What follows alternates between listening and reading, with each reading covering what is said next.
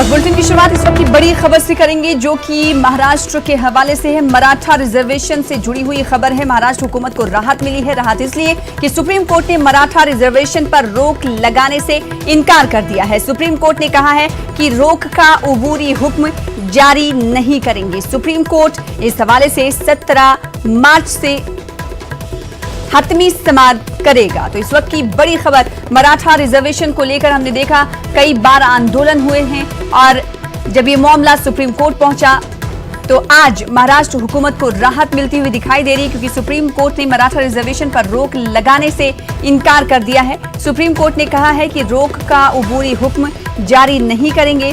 Supreme court 17 मार्च से हतमी समाप्त करेगा।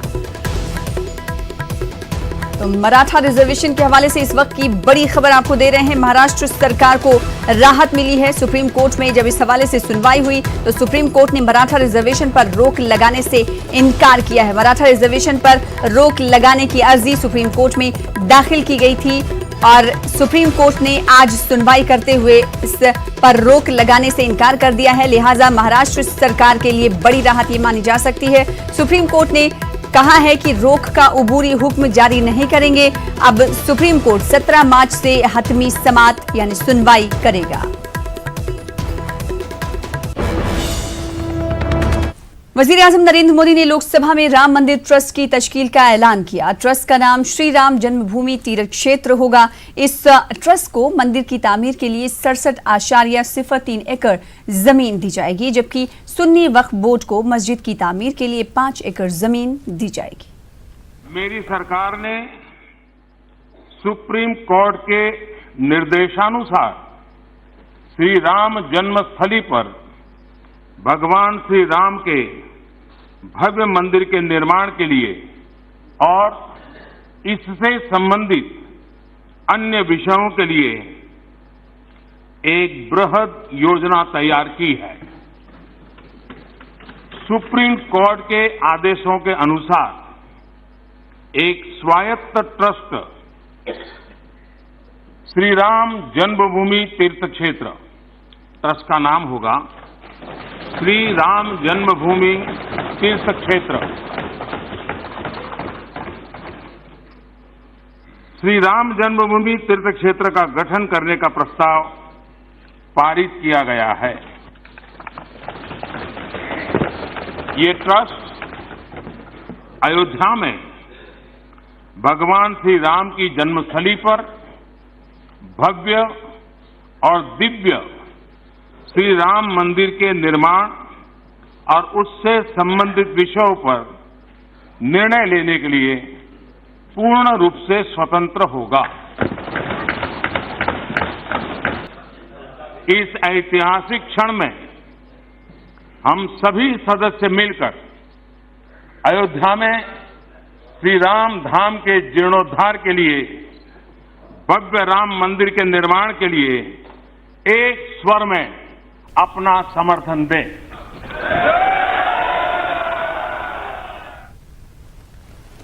फिलहाल आगे बढ़ेंगे। आजमगढ़ के बिलरियागंज में शहरियत तरमीमी कानून के खिलाफ खवातीन के धरने को पुलिस ने जबरदस्ती खत्म करा दिया। जिस पार्क में धरने पर खवातीन बैठी थी वहां पानी भरवाया गया। मौलाना ताहिर मदनी समेत 17 लोग हिरासत में लिए गए हैं। पुलिस पर एहतजाजियों पर लाठीचार्ज करने का भी इल्जाम है।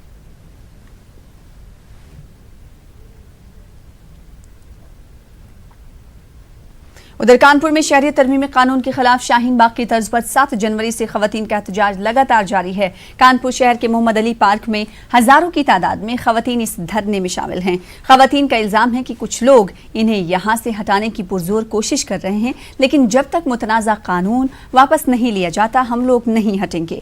कानपुर के इस धरने को 1 महीना होने वाला है। इंतजामिया की तरफ से कोई भी खवातीन से बात करने नहीं आया है। शहर शहर शाहीन बाग, जी हाँ, दिल्ली की तरह कानपुर में भी मोहम्मद अली पार्क शाहीन बाग बन चुका है। आज 29वें दिन भी यहाँ पर धरना प्रदर्शन जारी है। आप देख सकते हैं किस तरह से यहाँ पर धरना प्रदर्शन जारी है, जो लगातार चल रहा है। यहाँ पर सीए और एनआरसी को लेकर लगातार महिलाएं मौजूद होती हैं। कई बार जिला इंतजामिया के जानिब से इन्हें हटाने का प्रयास किया गया, यहाँ के टेंट को उखाड़ फेंका गया, और लाइटों को तक हटा दिया गया। लेकिन यहाँ की महिलाओं ने अपने इंतजामात से यहाँ पर चीजें इकट्ठा की, टेंट बनाया और यहाँ पर लगातार प्रदर्शन को जारी रखा। वहीं कल ऐसा सुनने में मिला कि कुछ लोग जो नामालूम अफराद थे वो यहाँ पर आए और इन्हें हटाने की कोशिश की, लेकिन इन लोगों ने उन्हें जवाब दिया और उन्हें वहाँ से भगाया। आइए हमारे साथ कुछ लोग मौजूद हैं, आइए उनसे बात करते हैं कि आखिर कल क्या हुआ था जब कुछ लोग आए थे और इन्हें धरना खत्म करने की बात कह रहे थे। यहाँ पर कुछ लोग कल आए थे, वो कौन लोग थे और क्या कह रहे थे आपसे? यहाँ पे जो लोग आए थे वो लोग यहाँ पे जो माइक एक लगा हुआ था वो अभी तक फिलहाल लगा हुआ था। कल वो लोग आए, उन लोगों ने सबसे पहले यहाँ के गेट पे बैनर लगा दिए कि लोग अंदर ना पाए, लेकिन औरतें नहीं मानी, औरतें अंदर आई। कुर्सी वालों को, जो लोग कुर्सी देते थे टेंट वाले, उनको मना कर दिया कि यहाँ कुर्सी नहीं दी जाएगी, नहीं तो उन लोगों के ऊपर कार्रवाई करवाएंगे। माइक बंद करवा दिया गया, माइक का तार काट दिया गया, यहाँ से स्पीकर वगैरह सब उठा के लेके चले गए। एक चीज और पता चली है कि यहाँ पर जो मर्द यहाँ पर मदद कर रहे थे उनको भी धमकाया गया, पुलिस ने उन्हें भी धमकी दी। जी हाँ, यहाँ पे जो हमारे भाई, छोटे भाई और हमारे भाई गद्दे वद्दे बिछा देते थे, थोड़ी हमारी मदद करते थे, उनको धमकाया जा रहा है। उनको धमकाया जा रहा है कि उनके नाम FIR कराई जाएगी, उनका नाम आ जाएगा और इस वजह से उनको हटाया जा रहा है। उनके लिए दफाएं लगाई जा रही हैं और उनके नाम पहले भी जा चुके थे और फिर उनको धमकाया जा रहा है, फिर उनको घबराया जा रहा है। वो थोड़ी बस हमारी मदद कर देते थे, गद्दे बिछवा देते, कुर्सियां फैला देते थे, कुर्सियां मनाही कर दी जा चुकी हैं। टेंट वालों को रोक दिया गया कि कोई भी टेंट वाला ना दे, स्टेज हटवा दिया, सब कुछ। यहाँ पे हम लोग को बहुत ज्यादा परेशान किया गया, बहुत दबाव रहा हम लोगों के ऊपर, लेकिन हम लोग हटेंगे नहीं, हटने को एकदम तैयार नहीं है। एक चीज ये कि प्रदर्शन के दौरान जामिया में और शाहीन बाग में गोली चली, उस पर आपका क्या कहना है? ऐसे लोग गलत है, वो गलत है, वो बिल्कुल गलत है। उसके लिए ऐसा कुछ हुआ ही नहीं है, वहाँ कुछ और यहाँ पर भी नहीं है। देखिए कल हम लोग मौजूद थे, यहाँ पर जो हम लोगों के साथ किया गया, खामोश रहे और हम लोग प्रदर्शन अपना धरना दिए रहे। लेकिन बहुत ज्यादा क्या, उस पर पेपर में छाप दिया कि साहब चप्पल जूते चले। बताइए हम लोग, अरे मेरे भाई और मेरे बच्चे ही जो हम लोग, उन लोगों को बाहर कर दिया गया था। अच्छा, कब तक जारी रखेंगे ये प्रदर्शन आप लोग? आपकी जब तक ये NRC NPR CAA वापस नहीं लिया जाएगा तब तक हम लोग अपनी जगह से नहीं हटेंगे, क्योंकि प्रोटेस्ट करना हमारा। जिस तरह से साफ तौर से महिलाओं का कहना है कि जब तक ये यहाँ से नहीं हटेंगी, जब तक CAA कानून वापस नहीं लिया जाएगा, इसी तरह से ये प्रदर्शन जारी रहेगा। कानपुर से संदीप सविता, न्यूज़ 18 उर्दू। आगे बढ़ेंगे। दिल्ली से बीजेपी के MP परवेश सिंह वर्मा ने एक मरतबा फिर से आम आदमी पार्टी पर निशाना साधा है। इन्होंने कहा है कि आम आदमी पार्टी दिल्ली में फसाद बर्पा कराना चाहती थी, लेकिन अब उसकी साजिश नाकाम हो गई है। इनका इशारा शाहीन बाग में फायरिंग के वाकये की जानिब था। दिल्ली चुनाव में एक नया ट्विस्ट आया है। आम आदमी पार्टी का शाहीन बाग के कपिल गुज्जर से कनेक्शन निकला है। हमारे साथ बात करने के लिए मौजूद हैं प्रवेश वर्मा जी। प्रवेश जी, कपिल गुज्जर जिसने गोली चलाई, उसका कनेक्शन आम आदमी पार्टी से निकला है। देखिए, सीधा सीधा दिखाया गया कि वो आम आदमी पार्टी का कार्यकर्ता है। 2 महीना पहले संजय सिंह ने अपने हाथों से उसके सर पे आम आदमी पार्टी की टोपी पहनाई, पटका पहनाया, उसको सदस्यता दिलाई और ये बहुत बड़ी साजिश है। दिल्ली में आग लगाना चाहते थे, दिल्ली में दंगा भड़काना चाहते थे ताकि सैकड़ों लोग दिल्ली में मारे जाते और आम आदमी पार्टी उसके ऊपर में अपनी राजनीतिक रोटियां सेकती। इससे गंदी राजनीति अरविंद केजरीवाल दिल्ली में कर नहीं सकते हैं। हमने कभी इतिहास में ऐसा नहीं देखा। वो अरविंद केजरीवाल आज दिल्ली का सबसे बड़ा दुश्मन बन गया है। सर, जो संजय सिंह है वो तो इस बात से इनकार कर रहे हैं। वो उनका तो कहना है कि ये सब गृह मंत्री के इशारे पर हो रहा है।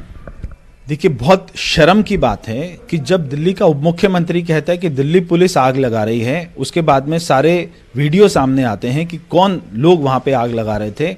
संजय सिंह अभी और क्या बोलेगा? एक बेशरम आदमी जिसके अंदर कोई शर्म नहीं है, कोई स्वाभिमान नहीं बचा, जो सत्ता के लालच में, कुर्सी के लालच में सब कुछ उसने अपना ईमान बेच दिया। एक ऐसे संजय सिंह, एक ऐसे अरविंद केजरीवाल से और क्या अपेक्षा की जा सकती है? बस आखिरी सवाल है कि अरविंद केजरीवाल की पत्नी और बेटी हर्षिता भी चुनाव प्रचार में उतरी है। उनका कहना है कि बीजेपी उनके पापा यानी कि अरविंद केजरीवाल के लिए आतंकवादी जैसे शब्दों का उपयोग कर रही है, लेकिन ये बिल्कुल गलत है और इसका जवाब 11 तारीख को जनता देगी।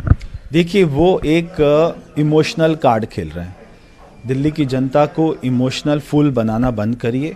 ये मीठा भोला भाला चेहरा बनकर, इतना मीठा बोलकर और दिल्ली को जो वो गुमराह कर रहे हैं, ये मीठा दिल्ली की सेहत के लिए बहुत खतरनाक है। शुगर की बीमारी होती है मीठा खाने से, दिल्ली के मुख्यमंत्री एक बहुत बड़ी दिल्ली के लिए बीमारी है। तो आपने देखा, ये थे हमारे साथ बात करने के लिए बीजेपी सांसद प्रवेश वर्मा, जिनका कहना है कि अरविंद केजरीवाल दिल्ली के लिए एक बड़ी बीमारी है। कैमरा पर्सन अंकित जैन के साथ रचना, न्यूज़ 18 दिल्ली। दिल्ली शाहीन बाग में फायरिंग करने वाले कपिल गुर्जर के चचा अजब सिंह का कहना है कि उनके खानदान का कोई फर्द आम आदमी पार्टी में नहीं है। बीजेपी उनके बेटे को आम आदमी पार्टी से जोड़कर सिर्फ और सिर्फ इलेक्शन जीतना चाहती है, चाहे उनका बेटा मरे या जिंदा रहे, इससे बीजेपी को कोई फर्क नहीं पड़ता। हमारे परिवार में तो कोई आम आदमी में सदस्यता है ही नहीं न जा। अब ये तो गांव का मैटर है, गांव के 10 तो बाकी बीजेपी गैल आ रहे, 10 बाकी गैल आ रहे, अब किस कांग्रेस गैल आ रहे, 10 बाकी गैल आ रहे, आपकी गैल आ रहे, तो किसकी गैल जाएगा? ये तो गांव का मैटर हमारे को तो है। हाँ, हमारा बच्चा कहीं जा रहा हो, कहीं घूमता, कहीं रैली में जा रहा हो, तो जब तो ये तो रोज आ रही है पार्टी, तो ये तो एक मुद्दा बना के हमारे बच्चे को फंसाया जा रहा है। अब बीजेपी चुनाव जीत रहा है इन्हें, चाहे इनके तो बच्चा मरो, किसी का बाप मरो, किसी की बेटी मरो, इन्हें अपना चुनाव जीत रहा है। आम आदमी पार्टी के सदर अरविंद केजरीवाल ने कहा है कि बीजेपी इनको शिकस्त देने के लिए हर किस्म का हरबा इस्तेमाल कर रही है। देखिए, 70 साल से इस देश के अंदर एक निराशा का माहौल था। सरकारी स्कूलों का बुरा हाल था, स्वास्थ्य सेवाओं का बुरा हाल था। पहली बार एक सरकार आई है जिसने 5 साल के अंदर शिक्षा के क्षेत्र में क्रांति की है, हेल्थ सर्विसेज के क्षेत्र में क्रांति की है, मोहल्ला क्लिनिक बनाए हैं, सरकारी अस्पतालों को ठीक किया है, बिजली 24 घंटे बिजली की है। पूरे देश के अंदर इतने लंबे लंबे पावर कट हैं, लेकिन केवल दिल्ली है पूरे देश में जहां 24 घंटे बिजली है। और अगले 5 साल के लिए हमारे पास विजन है। हम दिल्ली को 21वीं सदी की दिल्ली बनाना चाहते हैं। पहले ये लोग सारी पार्टियां इकट्ठी होकर आई हमें हराने के लिए, BJP, LJD, JDU, LJP, JDU, RJD, Congress, Akali Dal, BSP, सारी पार्टियां इस बार उनका सबका एक ही मकसद है, केजरीवाल को हराना, इस काम को रोकना जो चल रहा है वो नहीं चला। फिर ये सारे 200 एमपी, 70 मिनिस्टर, 11 मुख्यमंत्री, अमित शाह जी खुद, ये सारे इकट्ठे होकर इन्होंने पूरी कोशिश की, वो नहीं चला। फिर उन्होंने मुझे गालियां देनी चालू की, केजरीवाल आतंकवादी है, केजरीवाल ठग है, केजरीवाल रावण है, केजरीवाल गद्दार है, केजरीवाल देशद्रोही है, सब कुछ किया, वो भी नहीं चला। अब आखिर में इन्होंने दिल्ली पुलिस को इस्तेमाल करना चालू किया। कल वो कुछ इन्होंने आरोप लगाया कि हम लोगों ने, हमारी औकात है इस तरह से शूटिंग कराने की, हम इस तरह के काम करते हैं। मेरा तो ये कहना है, और उनके पिताजी ने भी कह दिया, मुझे पता चला है कि जो भी शूटर है वो कपिल गुर्जर जो है, उसकी फैमिली ने कह दिया कि हमारा आम आदमी पार्टी से कोई लेना देना नहीं है। तस्वीरें तो किसी के साथ भी कोई भी खींच सकता है। तो मेरा ये कहना है कि उसको कड़ी से कड़ी सजा दो, और अगर वो आम आदमी पार्टी से उसका जरा सा भी लिंक है तो 2 साल की सजा बनती हो, 4 साल की सजा दो। लेकिन ये अमित शाह जी इस तरह के टुच्चे षड्यंत्र करते हैं चुनाव के 48 घंटे पहले। अब आपके पास कुछ नहीं बचा, आप अपने पुलिस को खड़ा करके और आप इस तरह की गंदी हरकत कर रहे हैं। तो पूरा देश देख रहा है कि चुनाव के पहले के स्टंट कर रहे हैं। सब कुछ फेल हो गया इन लोगों का, सब कुछ फेल हो गया। और इस बीच बड़ी खबर उत्तर प्रदेश से आ रही है। उत्तर प्रदेश के वजीर आला योगी आदित्यनाथ ने ऐलान किया है, मस्जिद के लिए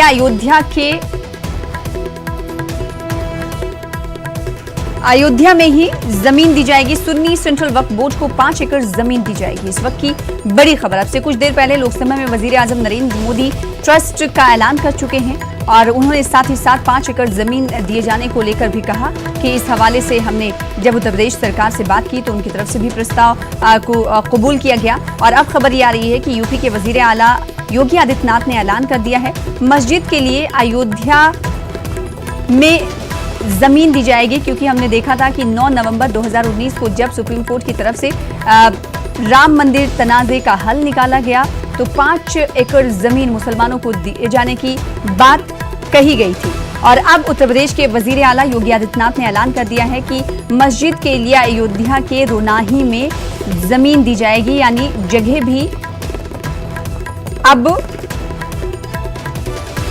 मुतय्यन कर ली गई है, जिसको लेकर लगातार सवाल खड़े किए जा रहे थे। क्योंकि इससे पहले कहा जा रहा था कुछ लोगों की तरफ से, साधु संतों की तरफ से, कि 5 एकड़ की जमीन बज़ाहिर उन्हें दी जाए लेकिन अयोध्या में ना दी जाए। लेकिन अब खबर ये आ रही है कि मस्जिद के लिए उत्तर प्रदेश के वजीर आला योगी आदित्यनाथ ने जमीन का ऐलान कर दिया है और ये जमीन किस जगह पे दी जानी है इसका भी उत्तर प्रदेश के सीएम की तरफ से ऐलान किया गया है। मस्जिद के लिए अयोध्या के रोनाही में ये जमीन दी जाएगी। इससे पहले हमने देखा कि जब सुप्रीम कोर्ट की तरफ से 5 एकड़ जमीन दिए जाने की हिदायत दी गई थी सरकार को और इस मसले का हल निकाला गया था, उस वक्त कुछ साधु संतों की तरफ से कहा गया था कि अयोध्या में 5 एकड़ की जमीन ना दी जाए बल्कि इस जमीन को कहीं दूसरे मकाम पर अयोध्या से बाहर दिया जाए। इस बीच उत्तर प्रदेश के वजीर आला योगी आदित्यनाथ ने 5 एकड़ जमीन कहां दी जाएगी इस हवाले से ऐलान कर दिया है। मस्जिद के लिए अयोध्या के रोनाही में जमीन दी जाएगी। यूपी के वजीर आला ने कहा है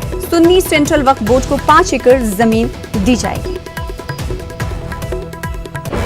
दूसरी बड़ी खबर का रुख कर लेते हैं जो कि जम्मू कश्मीर से आ रही। जम्मू कश्मीर से इस वक्त की बड़ी खबर, लावेपुरा में गोलियों की आवाजें सुनी गई हैं, मजीद तफसीलात का इंतजार है। तो इस वक्त की बड़ी खबर आपको बता रहे हैं जम्मू कश्मीर के हवाले से। जम्मू कश्मीर के लावेपुरा में गोलियों की आवाजें सुनी गई हैं। इस हवाले से मजीद तफसीलात का इंतजार है कि आया गोलियों की आवाजें लावेपुरा के किस मकाम पर सुनी गई, क्या इस वक्त भी लगातार गोलियों की आवाजें सुनी जा रही। इस हवाले से हम आपको आगे भी अपडेट करते रहेंगे। फिलहाल ताजा अपडेट ये है कि जम्मू कश्मीर के लावेपुरा में गोलियों की आवाजें सुनी गई हैं। मजीद तफसीलात का हालांकि इंतजार है।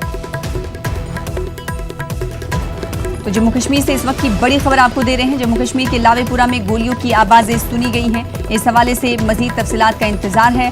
कहा यह जा रहा है कि लावेपुरा में गोलियों की आवाजें सुनी गई हैं। हालांकि अब इस हवाले से मजीद तफसीलात अभी मंजर-ए-आम पर नहीं आ पाई हैं कि अभी भी गोलियों की आवाजें सुनी जा रही हैं या नहीं, या फिर फौज की तरफ से पूरे इलाके को मुहासरे में ले लिया गया है और मुहासरे में लेकर तलाशी कार्रवाई शुरू कर दी गई है या नहीं। इस हवाले से तफसीलात का इंतजार है। फिलहाल अपडेट ये है कि लावेपुरा में गोलियों की आवाजें सुनी गई।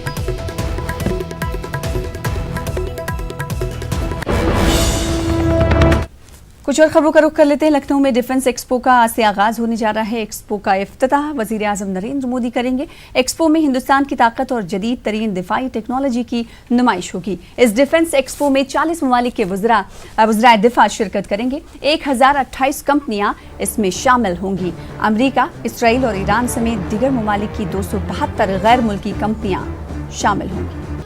झारखंड में जेएमएम, कांग्रेस और आरजेडी इत्तेहाद वाली हुकूमत का क़याम अमल में आया। इस नई हुकूमत के क़याम से मुसलमानों में बेहद खुशी देखी जा रही है। मुसलमानों को उम्मीद है कि हेमंत सोरेन हुकूमत के क़याम से उनके मुतालबात पूरे होने के साथ साथ हुजूमी तशद्दुद के वाक़यात पर भी लगाम लगेगी। झारखंड में जेएमएम के कारगुजार सदर हेमंत सोरेन की क़यादत वाली नई हुकूमत का क़याम अमल में आया है। हालिया दिनों हेमंत सोरेन हुकूमत में काबीना की तौसीह की गई है। जेएमएम, कांग्रेस और आरजेडी इत्तेहाद वाली इस नई हुकूमत के क़याम से मुसलमानों में खुशी का माहौल है। जो मामला हम लोग को उर्दू शिक्षक की बहाली का है, जो कितने लोगों से हम लोग परेशान हैं, अब लग रहा है कि उम्मीद है कि अब हम लोगों की शिक्षक की बहाली भी होगी और इनकी जो भी मैनिफेस्टो में आई है ये मैनिफेस्टो पूरा कर। निश्चित तौर पर पूरे झारखंड के लोगों में काफ़ी खुशी और बहुत उम्मीदें हैं और उम्मीद किया जाता है कि झारखंड के लोगों के लिए, झारखंड के अल्पसंख्यक, दलित, आदिवासी, यहाँ के पिछड़े लोगों का काम यहाँ होगा। लोगों ने बड़ी अनथक प्रयास करने के बाद इस सरकार को बनाया है, इसलिए बहुत सारी उम्मीदें वाबस्ता हैं इस सरकार से। बहुत सारी खुशियां हैं और मंत्रिमंडल विस्तार होने के बाद एक लोगों को जो नई उम्मीद लगी है, इंशाल्लाह उसमें काम होगा। वाज़ेह है कि हेमंत सोरेन के वज़ीर आला की हैसियत से ओहदा और राजदारी का हलफ लेने के 1 माह होने पर काबीना की तौसीह की गई। रियासत की गवर्नर द्रौपदी मुर्मू ने हाजी हुसैन अंसारी समेत तमाम 8 वज़रा को ओहदे और राजदारी का हलफ दिलाया। इन वज़रा ने अक़लियत समेत तमाम लोगों की उम्मीदों पर खरा उतरने का यकीन दिलाया है। और जिस उम्मीद के साथ हमारे माननीय मुख्यमंत्री हमको जिम्मा दिया है, जिम्मा देंगे विभाग का, वो विभाग का काम करेंगे। पहले भी हमको काम दिया गया था, हमने काम किया था पहले, इस बार भी काम करेंगे। ये सरकार जो है पारदर्शी है और ये सरकार सारे लोग के लिए काम करेगा। और मैं तो कांग्रेसी हूँ और कांग्रेसी विचारधारा में कोई जात और मजहब का कोई ये नहीं रहता है। आज हमारा अल्पसंख्यक और विधायक बनाया है तो वो लोग नजरअंदाज नहीं होने देंगे। हम लोग सम्मान उनको लाएंगे, जो उनका हक है उनको हम दिलाने का काम करेंगे। वाज़ेह है कि रियासत में तकरीबन 15% मुस्लिम आबादी है। उलमाए कराम और दानिशवरान का इल्जाम है कि मुत्तहिदा बिहार में हासिल आईनी हुकूक से वो अब तक महरूम हैं। ऐसे में मौजूदा हुकूमत से इनकी उम्मीदें किस हद तक पूरी होती हैं, ये देखना अहम होगा। न्यूज़ 18 उर्दू के लिए रांची से नौशाद आलम की रिपोर्ट। और इस बीच बड़ी खबर आ रही, वज़ीर दाखिला अमित शाह ने ऐलान किया है राम मंदिर ट्रस्ट में 15 ट्रस्टी शामिल होंगे। एक रुकन दलित समाज से भी होगा। अब से कुछ देर पहले ही वज़ीर आज़म नरेंद्र मोदी ने ट्रस्ट के नाम का ऐलान किया। श्री राम भूमि तीर्थ क्षेत्र इस ट्रस्ट का नाम रखा गया है। इसी के साथ सवाल ये उठ रहा था कि कितने ट्रस्टी इस ट्रस्ट में शामिल होंगे, तो अब ये बात साफ हो गई है कि राम मंदिर ट्रस्ट में 15 ट्रस्टी शामिल होंगे, जिसमें एक रुकन दलित समाज से भी होगा। अब साथ ही साथ सवाल ये उठता है कि इस ट्रस्ट का सदर कौन होगा, किसे सदर की जिम्मेदारी सौंपी जाएगी।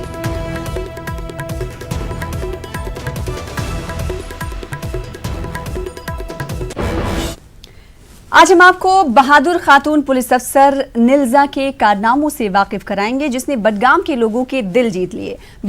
एसएचओ ने पथराव के वाकयात रोकने और मंशियात के खिलाफ मुहिम में अहम रोल अदा किया है। देखिए इस हवाले से हमारे नुमाइंदे बडगाम से समीउल्लाह की रिपोर्ट, और मुझे दीजिए इजाजत। आदा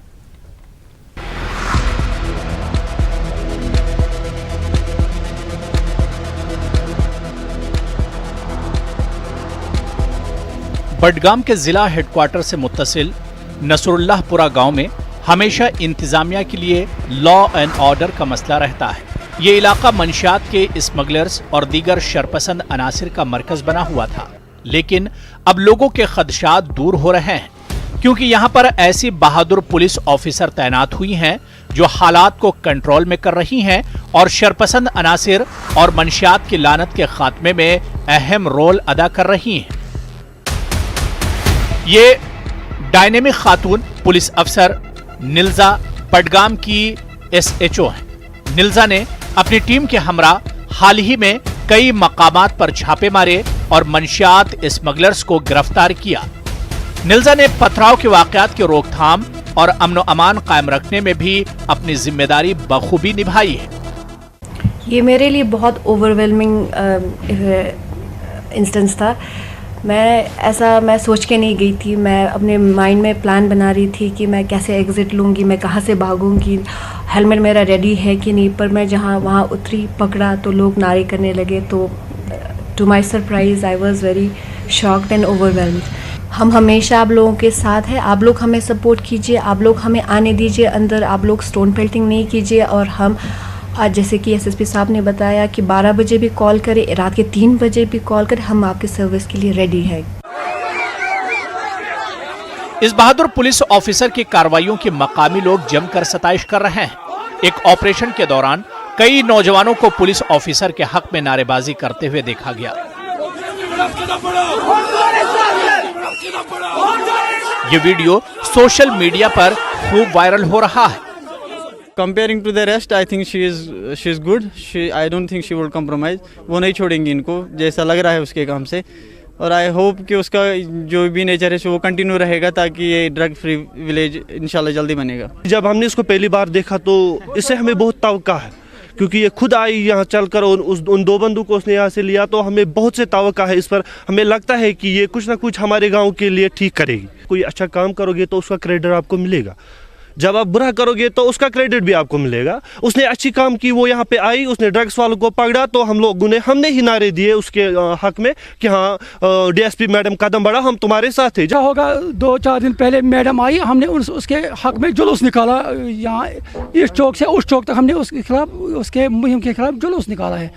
हम उसकी सराहना करते हैं और पूरा ताउन देने के लिए तैयार हैं। डीजीपी दिलबाग सिंह ने भी निल्जा की कार्रवाइयों को खूब सराहा है। डीएसपी हेडक्वार्टर बडगाम का कहना है कि मंशियात मुखालिफ मुहिम में लोग पुलिस का भरपूर साथ देते हैं। एंटी ड्रग ऑपरेशंस जो है वहाँ पर पब्लिक सपोर्ट हमारे साथ बहुत ज़्यादा होता है, और क्योंकि लोग ओवर्टली इस चीज़ को, जो गलत लोग भी होते हैं वो भी ओवर्टली इस चीज़ को सपोर्ट नहीं करते हैं। मेजॉरिटी ऑफ द पीपल जो है वो तो ऑब्वियसली ड्रग्स के खिलाफ हैं ही, क्योंकि ये ड्रग मीनेज जो है ये बहुत रैम्पेंट हो चुका है, हमारी सोसाइटी को बहुत बुरी तरह से असर दे रहा है। और ड्रग्स के साथ साथ मतलब जो है सब्सटेंस अब्यूज़ जो है बहुत बुरी तरह से हमारे सोसाइटी में बच्चों में फैला हुआ है। और ये इसके खिलाफ तो जब भी हमारा कोई भी कदम होता है तो उस वक्त हमें पब्लिक सपोर्ट मिलता है। लॉ एंड ऑर्डर, जहाँ तक लॉ एंड ऑर्डर का सवाल है, लॉ एंड ऑर्डर से जो अफेक्टेड एरियाज़ हैं वहाँ पर भी एज सच हमें law and order issues face नहीं करने पड़े जब हम एंटी ड्रग कोई भी एक्टिविटी करते हैं। वहीं एसपी बडगाम का कहना है कि पुलिस अफसरान एक लाही अमल के तहत काम कर रहे हैं और समाजी जराइम पर खास तवज्जो दे रहे हैं। उन्होंने कहा कि एसएचओ निल्जा की क़यादत में पुलिस टीम बेहतर तरीके से अपने ऑपरेशंस अंजाम दे रही है। ये इलाका जो है it was known for its notoriousness, जहाँ की मतलब आए दिन स्टोन पेल्टिंग या फिर drug peddling, theft, illegal sand excavation, ऐसे वारदातों के लिए ये इलाका जो है ये बदनाम था। पिछले 1 साल से जो है district police Budgam, police station Budgam की जो टीम्स है, अलग अलग ऑफिसर्स उसमें है, उन्होंने एक सस्टेन्ड एफर्ट्स के तहत इस इलाके पे काम किया। बेसिकली हमने जब इसको स्टडी किया तो हमने पाया कि इन सब स्टोन पेल्टिंग और वायलेंस की वारदातों के पीछे जो है सोशल क्राइम्स बड़ी एक अपना किरदार निभा रहे हैं। कुछ अनवांटेड एलिमेंट्स जो है, एंटी सोशल एलिमेंट्स जो है, वो अपने गोरख धंधों को आगे बढ़ाने के लिए जो है इलाके में स्टोन पेल्टिंग इंस्टिगेट करते हैं। स्टडी के बाद जो है एक स्ट्रैटेजी बनाई गई कि सबसे पहले जो है इन इश्यूज़ का जो फंडामेंटल कारण है, रीजंस है, उन पे पहले काम करने की ज़रूरत है। एसएचओ बडगाम है मिस निल्जा अंगमो, इनकी क़यादत में टीम्स हमारी एक डेली बेसिस पे इस इलाके में जो है रेड्स कर रहे हैं। उनको बहुत ही अच्छा पब्लिक सपोर्ट मिल रहा है।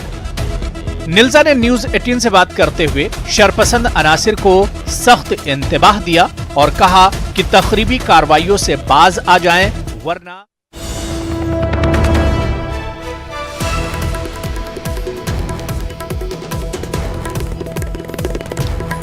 नाज़रीन, इस वक्त की बेहद अहम खबर जम्मू कश्मीर के श्रीनगर से लावेपुरा में फायरिंग की खबर है और 2 मिलिटेंटों के मारे जाने की भी इत्तलात है। एक सीआरपीएफ जवान शहीद होने की इत्तला भी आ रही है। इस वक्त की बेहद अहम खबर जम्मू कश्मीर के श्रीनगर से लावेपुरा में फायरिंग की इत्तलात है, जहां 2 मिलिटेंटों के मारे जाने की खबर है और एक सीआरपीएफ जवान शहीद हुआ है। मजीद तफसीलात का इंतजार है।